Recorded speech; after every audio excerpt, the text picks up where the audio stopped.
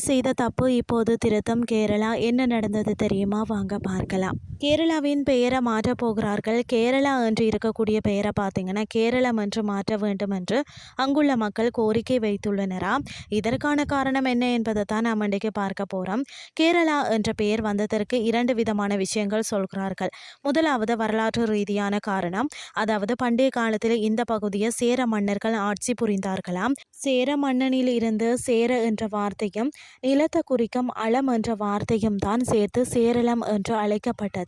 அதுவே பார்த்தீங்கன்னா நாளடைவில் மருவி கேரளம் என்றானது என்று வரலாற்று ஆய்வாளர்கள் கருதுகிறார்கள். இரண்டாவது மொழி ரீதியான விளக்கம். மலையாளத்தில் கேரா என்றால் தென்னை மரம் என்று பொருள், அளம் என்றால் நிலம் என்று பொருள். தென்னை மரங்கள் அதிகம் இருக்கும் நிலம் என்பதால் கேரளம் என்ற பெயர் வந்ததாம். சரி, இப்போ எதுக்காக பெயரை மாற்ற வேண்டும் என்று சொல்கிறார்கள் அப்படின்னு சொல்லி பார்த்தால், மலையாள மக்களின் உச்சரிப்பில் கேரளம் என்று உச்சரிப்பார்கள்.